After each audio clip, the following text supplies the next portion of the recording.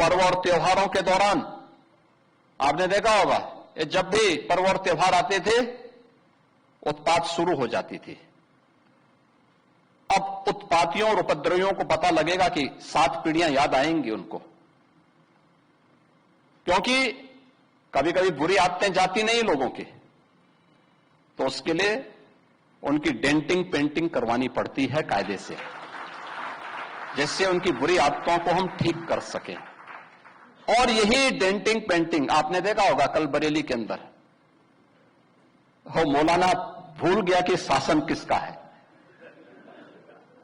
वो ये मानता था धमकी देंगे और हम जबरदस्ती जाम कर देंगे। हमने कहा जाम नहीं होगा, कर्फ्यू भी नहीं लगेगा, लेकिन कर्फ्यू का सबक तुम्हें ऐसा सिखा देंगे कि तुम्हारी आने वाली पीढ़ी दंगा करना भूल जाएगी।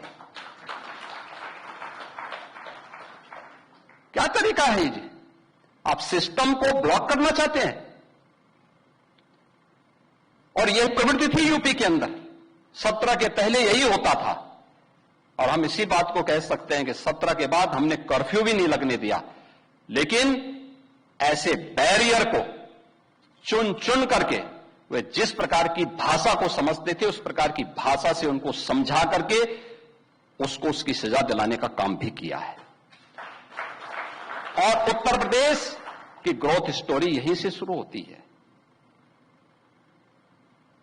अगर आजादी के समय, मैं उससे पहले नहीं जाता, लेकिन 1947 में भारत आजाद हुआ, अगर उस समय भारत की इकोनॉमी में भारत का उत्तर प्रदेश का कंट्रीब्यूशन 14% था, तो ये 14% फिर से होना चाहिए। और 14% नहीं होना चाहिए, बल्कि जितनी आबादी है उत्तर प्रदेश की, उत्तर प्रदेश उतना कंट्रीब्यूशन करता हुआ दिखाई दे।